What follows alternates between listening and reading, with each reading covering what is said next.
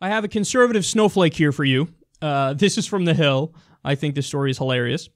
Representative Rod Bloom, a Republican of Iowa, walked out of an interview with a local television affiliate on Monday.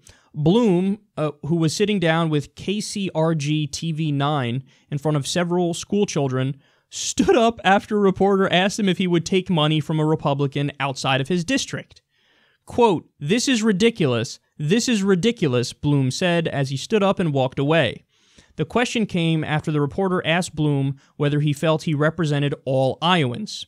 Bloom laughed at the question and said he represents the 1st District, likening it to a voter in one town going to another to vote.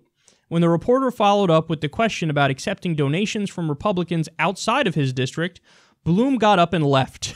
The lawmaker said the reporter was badgering him during the interview. Okay, so let me break this down for you. I believe that this was in the context of talking about healthcare. I would play you the video, but for copyright reasons, I'm not allowed to. I think it was in the context of them talking about healthcare and Trump care specifically. And the host is implying like, well, who do you represent, Iowans or what? Because there's a certain number of Iowans are going to lose their health insurance as a result of this. So who are you representing? Are you representing all Iowans or not? And he's like, I represent the people in my district. And then he's like, oh, I'm going to nail him to the wall on this one. Because the response to that is, oh, you do? So would you take money from a Republican who's not in your district? In other words, are you taking, big money donations from Republicans outside of your district, whether they be in Iowa or anywhere else around the country? He's like, oh, this is ridiculous. You're badgering me. This is ridiculous. I'm going to leave. He's in front of school children, too. He just gets up and leaves. Oh, that's fucking hilarious. Guys, here are the real snowflakes in the country.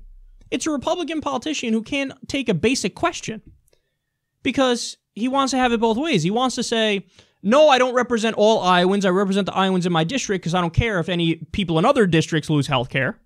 He wants to say that, but then he also wants to say, well, no, of course I do care about people who aren't just in my district because I want money from big money donors outside of my district. So he's fucking stone cold busted on corruption and on just being a gross fucking human. And what happens? His brain short circuits. These guys are idiots, man. I mean, I want to be nice, but that's just what it is.